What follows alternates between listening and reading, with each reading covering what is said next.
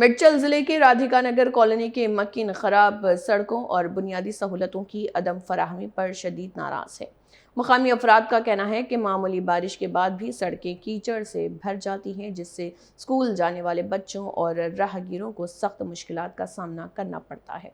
और रिहायशियों के मुताबिक गुज़िश्ता 15 बरसों से कॉलोनी में सड़कों, पीने के साफ पानी और मच्छरों के मसले के हल के लिए मुतअद्दिद बार हुकाम को दरख्वास्तें दी गई हैं, लेकिन अब तक कोई मुयस्सर कार्रवाई नहीं की गई। నా పేరు శోభ అండి. రాధిక కాలనీ రోడ్ నెంబర్ 1లో ఉంటాను. ఇక్కడ రోడ్డు సమస్య చాలా ఉంది. వర్షం పడడం వల్ల వాటర్ ఇక్కడంతా డౌన్ అయిపోయి వాటర్ నిలుస్తున్నాయి. దానివల్ల పిల్లలు స్కూల్కి వెళ్ళడంకి చాలా ఇబ్బందిగా ఉంది. కనీసం స్కూల్లో వాళ్ళు టైం స్పెండ్ చేసి ఇంటికి వచ్చి ఆడుకుందామంటే బయట ఆడుకోవడానికి కూడా లేకుండా బురదలో ఉండిపోవడం వల్ల దోమలు, ఈగలు ఎక్కువ అవడం వల్ల ఫీవర్లు రావడం అలాంటివి జరుగుతున్నాయి. అదొక సమస్య ఉంది మాకు. వాటర్ కూడా 4 to 5 డేస్కి ఒకసారి వస్తున్నాయి.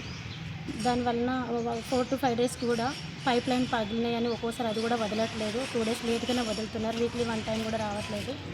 అందులో ఇప్పుడు పోలీస్ పెట్రోలియంది కూడా రావటం లేదు. అది కూడా ఒకసారి వస్తే దొంగతనాలు ఎక్కువ జరుగుతున్నాయి. కనీసం అది కూడా ఒక్కోసారి వస్తే బాగుంటుందని అనుకుంటున్నాము. వారానికి ఒకసారి వచ్చినా బాగుంటుంది.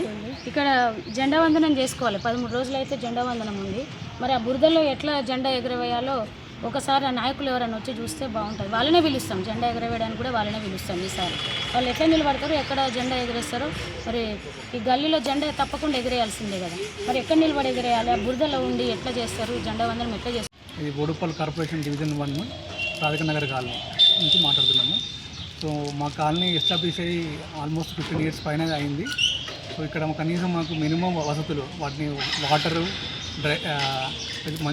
అది రోడ్లు, మంచినీళ్ళు, ఇది మినిమం థింగ్స్ ఉండాలి. ఒక కాలనీ వాసులు ఉండాలి అంటే నాకు ఏమాత్రం లేదు.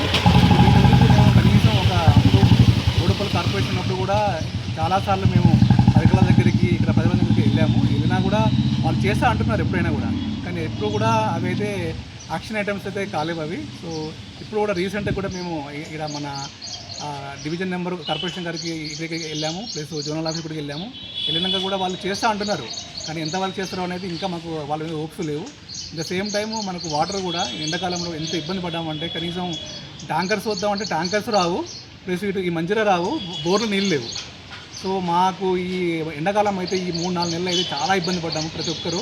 సో స్నానం చేయకుండా అలా ఉండిపోయాము. ఇప్పుడు కొంచెం వర్షం పడదు కాబట్టి కొంచెం వస్తున్నాయి. సో ఇదైతే మేజర్ సమస్య. వాటరు ప్లస్ మళ్ళీ ఇప్పుడు ఏమైంది, కొత్త స్టార్ట్ అయిపోయింది రోడ్లు కనీసం బయటికి వద్దామంటే కూడా అంత నీళ్ళు కట్టుకోవాలి, ఎంత ఘోరంగా ఉన్నదో. సో రోడ్లు బయటికి పోనీ కూడా మనకు వసతులు లేకుండా అయిపోయింది.